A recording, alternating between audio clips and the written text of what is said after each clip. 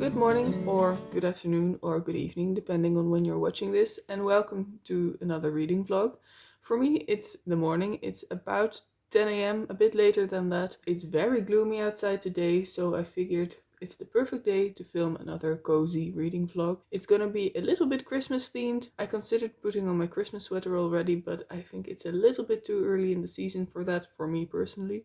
So I just put on a nice cozy red knitted sweater, but I am wearing my new candy cane earrings for the first time, so that's fun. Today I'm gonna put up my Christmas tree. That's the main event for today and for this reading vlog. I'm going to watch my first Christmas film of the season while I'm doing that, which I'm very much looking forward to. I love Christmas films, especially the really bad ones, so you can hate on them with friends later on. And there are also a couple of other things I want to do today. I want to start my new puzzle, which you might have seen if you watched my book haul. It's a Jane Austen themed jigsaw puzzle and I'm very excited to start it, but I do have to clear the table first because it is a mess. I'm also thinking I might do some baking, but I'm not entirely sure yet if I have enough energy for that today because I am feeling a little bit sluggish, so I might just take it a bit easier than I was intending.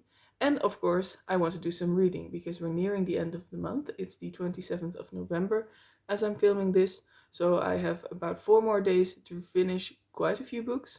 I'm not sure if it's going to happen, but since this is a reading vlog, let's show you what I'm reading. I'm reading 3 books at the moment, and the main book, my priority for the moment, is The Secret History by Donna Tartt. I started this at the start of the month, and I'm now on page 240. It has been a bit slow going, but I did read some other books as well. And it's also just a dense book and a very long book. I was kind of hoping to finish this weekend, but it is over 600 pages long, and I think that might be a bit too ambitious. But we'll see how far I get. I think most people will know what this book is about, or at least be a bit familiar with it, because it is a favorite on BookTube and off BookTube. This is just a very well-loved book all around. It was written in the 90s and it is still, or again, very popular, and it's about a group of students at an elite New England college. They are studying Greek there with a very eccentric professor who only takes on very small groups of students, so there are only 5 of them. And it's a bit of a different way of studying at university or college than most people will be used to, and we follow the story through the eyes of Richard, who is looking back on everything that happened at a later date. At this point in time, I don't know when he's looking back on this. I don't know if that's going to become clear, but it's clear that he is older, more experienced, a lot more wise in the ways of the world, and he looks back on his younger self with certain reflections on his behavior then that are very interesting, I think. And as the story progresses, you find out that these students go beyond the boundaries of normal morality and their lives are forever changed. And like I said, it is kind of slow going, but I'm really enjoying that. I think it is written absolutely beautifully because it is quite dense, and there is a lot of information, there's a lot of descriptions, there's a lot of looking back on things that already happened, but it is all written in such a rich way. It is almost cinematographic in a way, and you can really picture the scenes that are painted, and the vocabulary is very beautiful as well. Not really like anything I've read before, it's very original in that sense as well.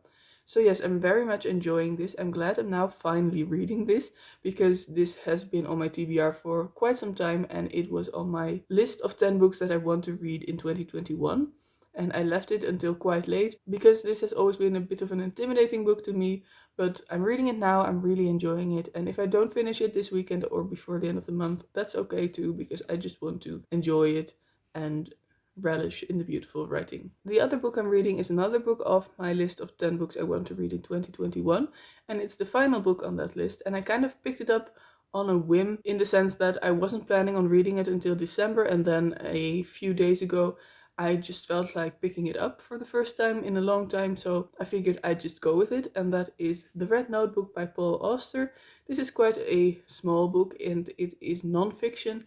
It is a collection of essays and interviews and reflections by Paul Auster on literature, on the compulsion to make literature, to break down the boundary between living and writing, and he also reflects on his own work. And I really like Paul Auster's writing. I wrote my bachelor dissertation on the New York Trilogy, which is probably his most famous book, and I haven't read many of his other works. I think I've read 2 of his other books, and he has written quite a few of them, but I do want to read more of them. I haven't liked any of them as much as I did the New York Trilogy, but I do still have 3 other books by him on my shelves to read at some point in time. And I put this on my list of 10 books to read this year because I'm so interested in how his mind works, how he comes up with his ideas, how and why he writes. And I already read the first part of the book, the first 40 pages, I think, and I really enjoyed that. So hopefully I'll get around to it this weekend as well. And if not, that's fine. I'll read the rest of it in December, like I said I would. And then there's one more thing that I really would like to finish this weekend, and that is Monstrous Volume 1 by Marjorie Liu and Sana Takeda. This is the first volume in a graphic novel series, and I've seen this around on BookTube quite a lot, and Olivia from Olivia's Catastrophe really loves it. So that's why I ended up picking it up, because it sounded really good. I've only read 17 pages, I think, so I'm only very much at the start of the story, really getting to know the universe this takes place in, because it is a fantasy story. And so far what I've gleaned is that it is about a war between humans and arcanics, and our main character is an arcanic girl who has been taken prisoner by the humans, I think. It's not entirely clear to me yet what's going on exactly, but she seems like a very cool character. She is a teenage girl who has already gone through quite a lot, I think, and she's facing terrible danger and depression, and she wants to know more about her mysterious past, I think, and all the while she has this monster kind of growing inside of her, is what I know based on the back, and that's why it's called Monstrous as well. And the art style is really beautiful. It's all in brownish, blackish, grayish tones, but in a very beautiful way. I'm really looking forward to diving into this a little bit more, because I've only read a few pages so far, like I said. So those are the things that I'm reading and my plans for today. I think right now I'm going to do some actual reading with a cup of tea and get all cozy on the sofa, and I'll check in with you again later.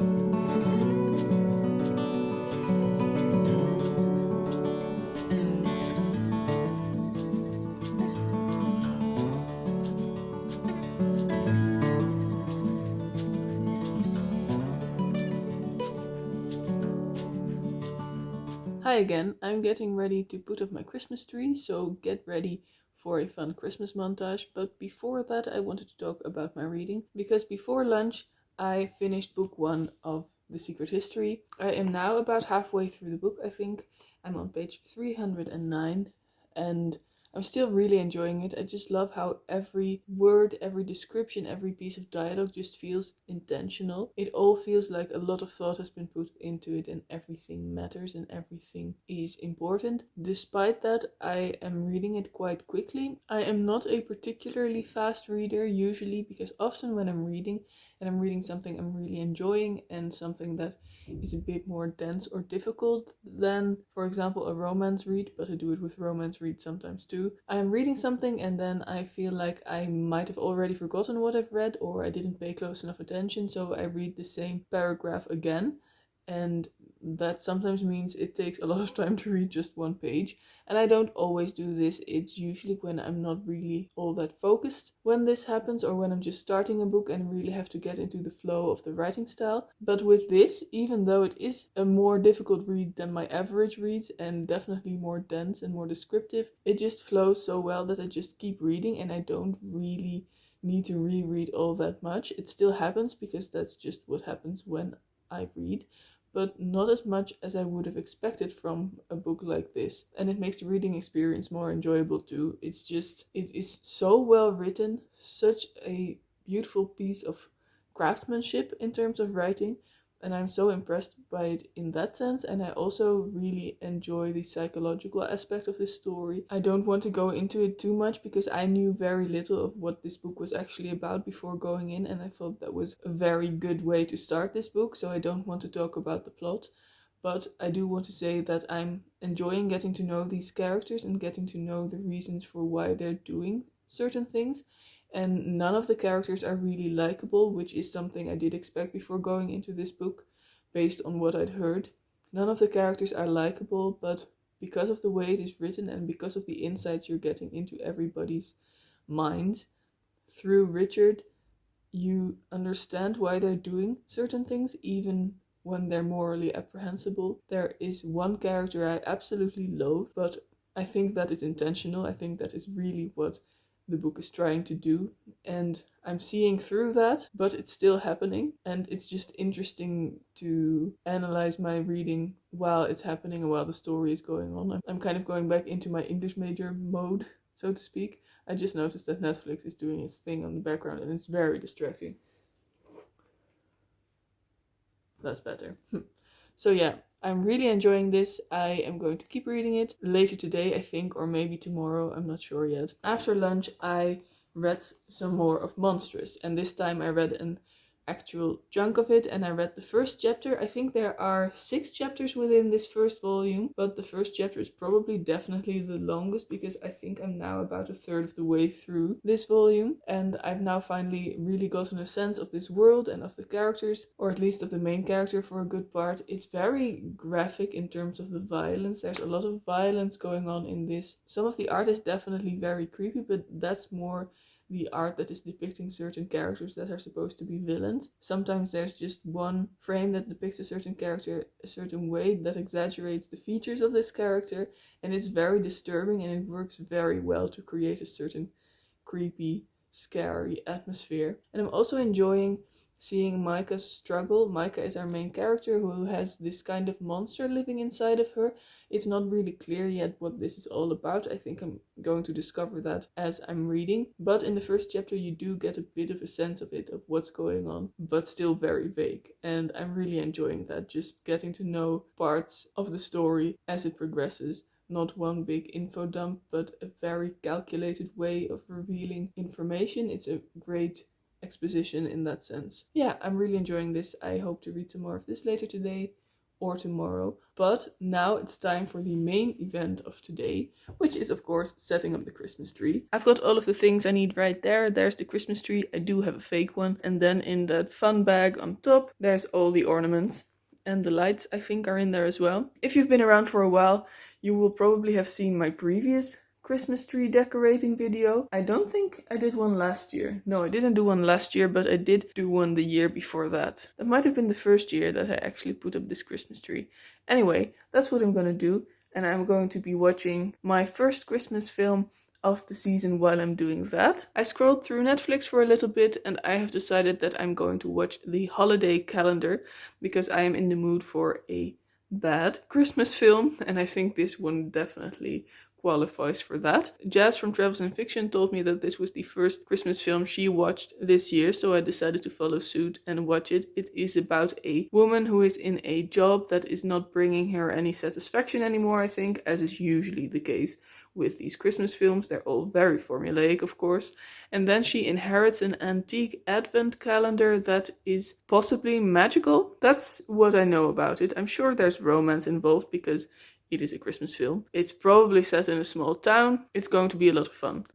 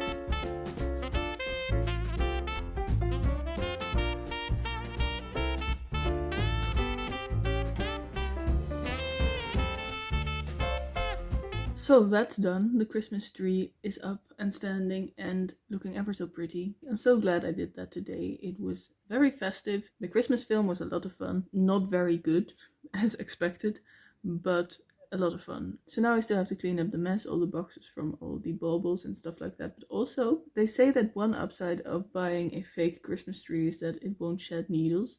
That's not true, at least not with my Christmas tree. There's fake plastic needles all over the floor now, so I'm going to have to vacuum for a little bit. So I'm going to do that. I'm also going to figure out what I'm going to do for dinner. I was going to walk over to the snack bar, just one street over, and get some fries and make a salad and have that for dinner, but it's pissing rain outside. It has been for the entire day. It's very gloomy and autumnal in not the best way. So I might just order some food. I'm really craving some fish and chips or something like that. So maybe I'll do that, but I guess you'll find out along with me because I'm not sure yet.